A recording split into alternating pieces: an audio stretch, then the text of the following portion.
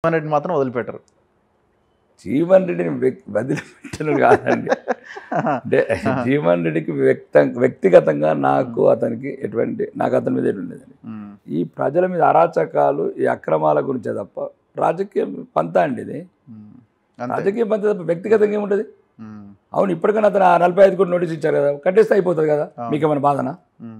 కట్టాల్సిందే మరి అంటే అదే అడుగుతున్నాను. ఏదేమైనా కట్టాల్సిందే. ఆర్టీసీ ఆర్ఎం గారికి ఫోన్ చేశాను, సార్ నిజామాబాద్ జిల్లా ప్రజలు బస్సులలో టికెట్లు కొనమంటున్నారు సార్, అంటే ఆడవాళ్ళకైతే ఫ్రీ ఇచ్చారు కానీ మగవాళ్ళకి కొనమంటారు అన్నాను.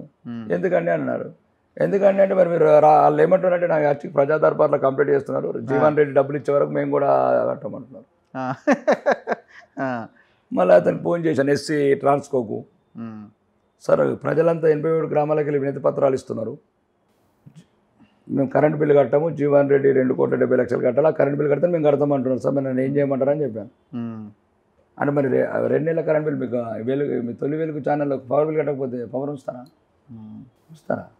లేదు కదా, ఎవరు ఎందుకు ఉంచుతారు వాళ్ళు? ఒకటి రగ్గారు క్లియర్గా చెప్తున్నా, ఓపెన్గా చెప్పాను. విజయోత్సరాల్లో ఉన్నవాడికి ఒక చట్టం, లేనివాడికి ఒక చట్టం అనేది ఆర్మూర్లో మాత్రం చేయలేదు. ఒక్కటే చెప్పాను, అన్ని జెండాలు పట్టుకోండి.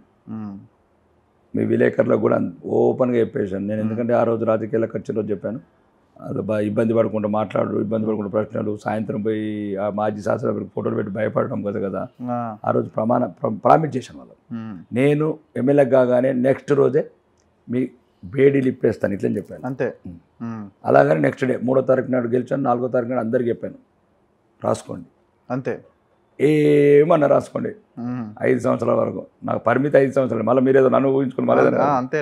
రెండోది క్లియర్గా చెప్పాను, ఏమన్నా రాయంటే ధర్మం న్యాయం కాదు. మీడియా మాకు ఇంకొన్ని సమస్యలు కూడా మా దృష్టికి తేవాలి, ఇట్లాంటివి తీసుకొస్తే రాజకీయ నాయకులుగా మాకు ఒక ఆలోచనలు వచ్చి దాన్ని ఏమైనా పరిష్కరించడానికి ప్రయత్నం చేస్తాం.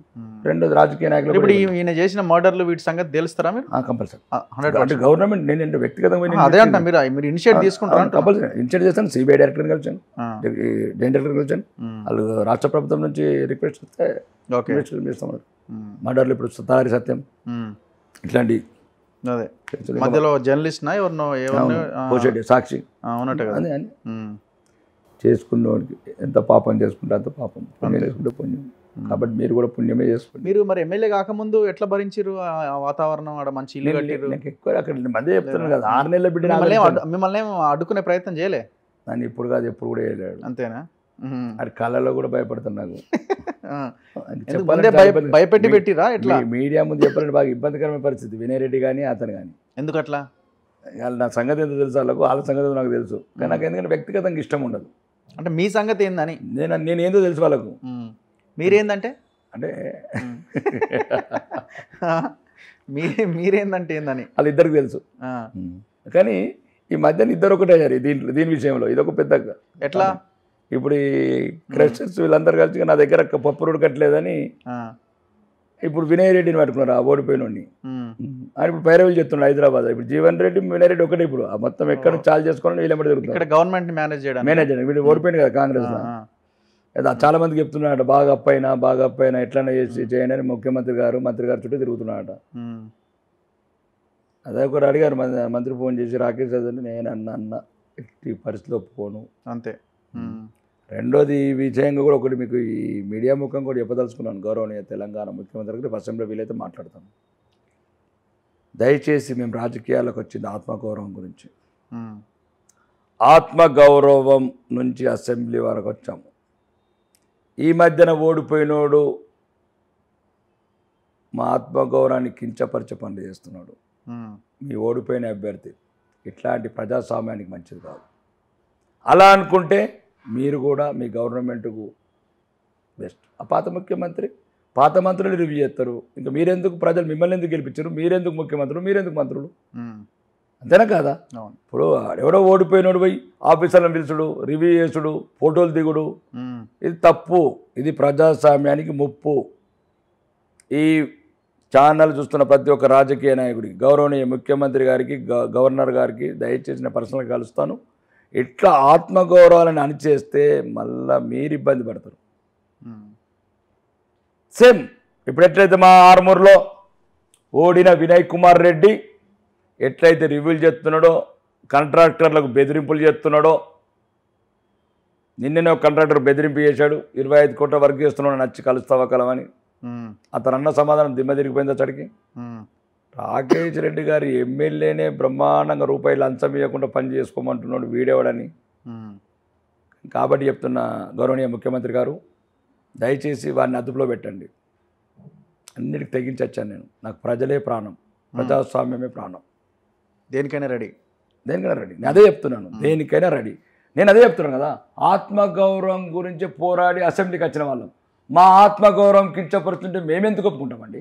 ఓకే, అలా అయితే ఎట్లా? పాత ఓడిన వాడైతే ఇప్పుడు కేసీఆర్ రివ్యూ ఎలా ఆఫీసర్లతో అంటే ఓడిపోయిన మంత్రులు, తలసాని చేతులు అంటే మంత్రులు అంటే వాళ్ళు రివ్యూ చేయాలి ఇప్పుడు? లేదు కదా, మీరే చేయాలి కదా మీ నియోజకవర్గంలో. ఇప్పుడు వీళ్ళు గవర్నమెంట్లో ముఖ్యమంత్రి ఈయన పాత ముఖ్యమంత్రి, ఇప్పుడున్న ముఖ్యమంత్రి చేయాలి కదా. మరి మాలాంటి దగ్గర ఎందుకు దొరకబడుతున్నావు ఇవన్నీ? 6 ఏళ్ళని మాకున్న 5 ఏళ్ళు, 6 ఏళ్ళు అవసరం లేదు కదా. ఓడిపోయిన ప్రజా సంస్థల పోరాడమనండి, మేము ఏదైనా తప్పులు చేస్తే నిలదీయమనండి, తప్పులు చేస్తే నిలదీయమనండి, ప్రతిపక్ష పాత్ర పోషించమనండి, ప్రజలలో అభిమానం సంపాదించుకోమనండి, మళ్ళీ వచ్చే ఎలక్షన్లకు ప్రిపేర్ కమ్మనండి. ఇదేందండి ఇప్పటి నుంచి అవినీతి? నేను ఓడిపోయాను, నాకు 20 కోట్ల ఖర్చు వచ్చింది, ఎన్ని కోట్ల ఖర్చు వచ్చింది, మీరు ఇవ్వాలి. పోలీస్ అధికారులను బెదిరించి, పోలీస్ అధికారులు కూడా మన రివ్యూకి వెళ్ళారు. అదే చెప్పాను, యూనిఫామ్ని పరువు తీయకండి చెప్పాను అధికారులకు. ఓడిపోయిన వాడి దగ్గర రివ్యూలో కూర్చుంటే మరి నువ్వు ఏం చేస్తావు? రాజ్యాంగానికి ఏం సమాధానం చెప్తావు? మీరు హైదరాబాద్లో ఉంటారా, ఆర్మూర్లో ఉంటున్నారా? ఎక్కువ ఆర్మూర్లో ఉంటాను. ఎక్కువ ఆర్మూరేనా? వారానికి ఒక్క రోజు, ఈరోజు అసెంబ్లీలో ప్రమాణ స్వీకారం వచ్చాను, ఎక్కువ అక్కడనే ఉంటున్నాను. ఓకే, చాలా చిట్ట పెద్దది ఉంది. భవిష్యత్తులో మనం మాట్లాడుతూ ఉందాం. Thank you very much Rakesh Reddy గారు. సో ఇది రాకేష్ రెడ్డి గారు, ఫైర్ బ్రాండ్. ఆయన చాలా క్లియర్గా స్పష్టంగా ఉన్నారు. చూద్దాం ఆర్మూరు నియోజకవర్గాన్ని ఏ రకంగా అపోజిషన్లో ఉండి, అంటే అపోజిషన్ మీన్స్ ఇప్పుడు కాంగ్రెస్ ఇక్కడ గవర్నమెంట్లో ఉంది, ఆయన బీజేపీ ఎమ్మెల్యేగా ఉన్నారు, అపోజిషన్లో ఉండి ఆ నియోజకవర్గాన్ని ప్రభుత్వం మీద ఒత్తిడి తీసుకొచ్చి ఎంతవరకు అభివృద్ధి చేయగలుగుతారు. అన్నింటికంటే ముఖ్యంగా ఒక ప్రశాంతమైన వాతావరణం ఆర్మూర్లో ఎంతవరకు ఉండే అవకాశం ఉంది.